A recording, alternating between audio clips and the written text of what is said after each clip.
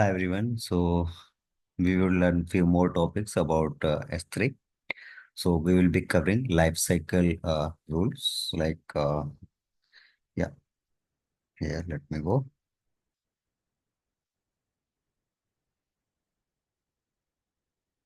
So we will be covering life cycle rules and replication rules. These two things we will see with the continuation of S3. And in the next video, we'll see how we can have a Lambda function integrated with AWS S3 so that whenever we upload a file to S3, it will execute Lambda function and it will trigger a message according to that. So in the next video, we'll see that. For now, we will see the lifecycle rules and replication rules. So let's directly move to the AWS S3 console. So here we are on Amazon S3 in my account, and here we will create one bucket. So let's create as a demo bucket,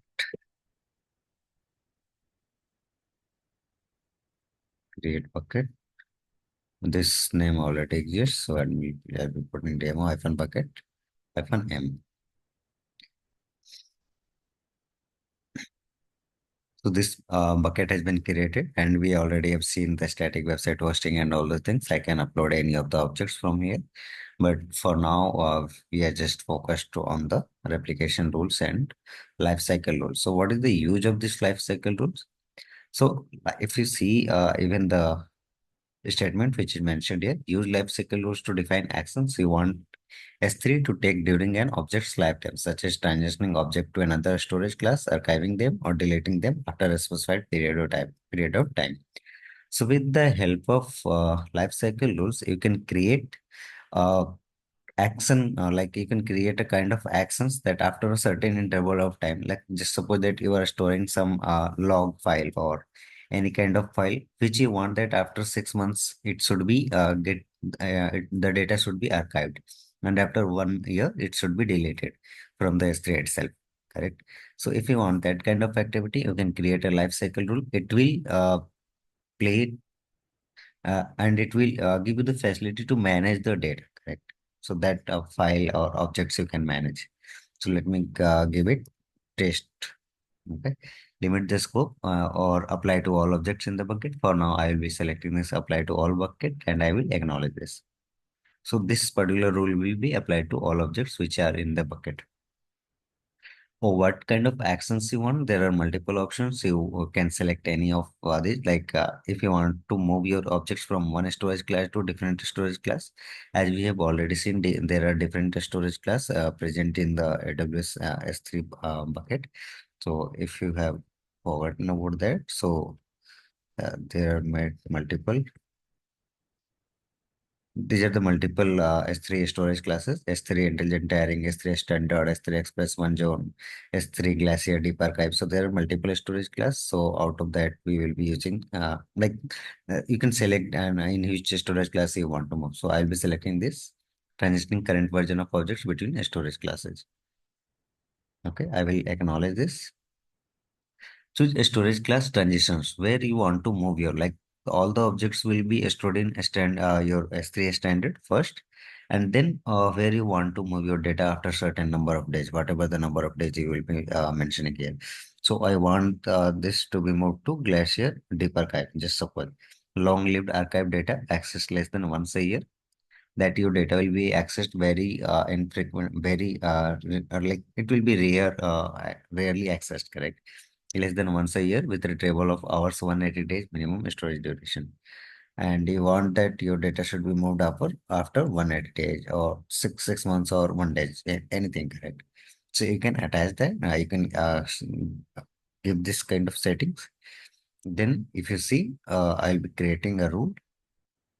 Okay, I'll create a rule out of this.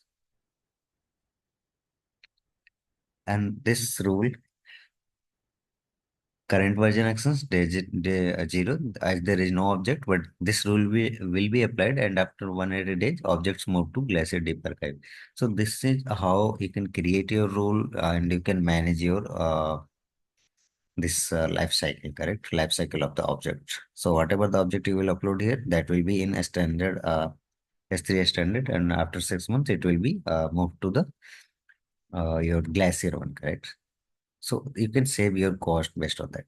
And what's the replication rule? So replication rule is for like you have your data in your primary, correct?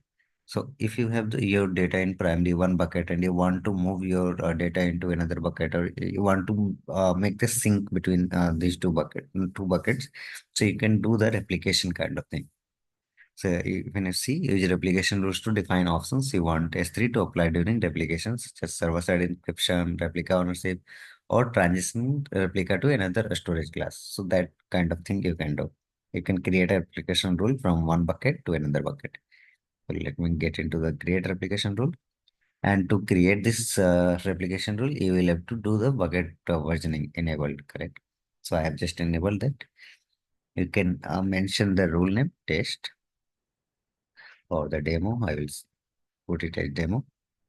You will enable it source bucket. So our source bucket is the one in which we are creating the lifecycle this replication rule. So it's demo bucket M, and then this will be applied to all objects. Or you can limit the scope to one or more filters, like based on few filters you can do. Based on the prefix and suffix you can do, like I can put a prefix that all my objects which are starting with demo keyword, so that this application rule will be applied to those objects only. But for now I won't be selecting prefix. I will be selecting apply to all objects in this bucket. Choose a bucket in this account. If you have a second bucket in the same account, then you can go with this option, choose a bucket in this account, or you can specify a bucket in another account, correct? So you will have to mention that AWS account ID and the bucket name and destination region. This one you don't need to select. You can create a new IAM role, or you can, if you have already created any IAM role, you can select that. Uh, in this account, I don't have any. I have created any specific for this particular thing. But you can create a new role, correct? And then that's it. Nothing more. If you want to delete marker replication, so that you can select, these are the few advanced options, so that you can select, like you can replication time control new objects within 15 minutes, and like if you want the frequency, like how smooth your application should be, so you can select for all these things, and you will just save the rule and it will be created.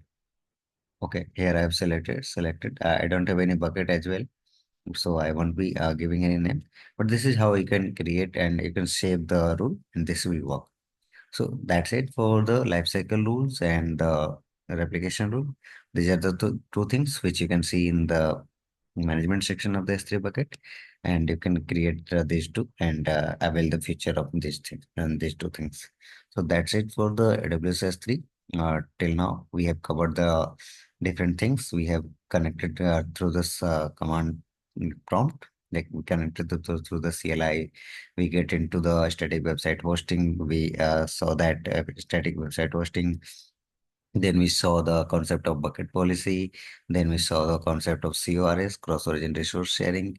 And then now we have seen the concept of lifecycle rules, replication rules. And in the matrix, you can see that total how many total number of objects are there, what's the total bucket size, all those matrix related things you can see, correct?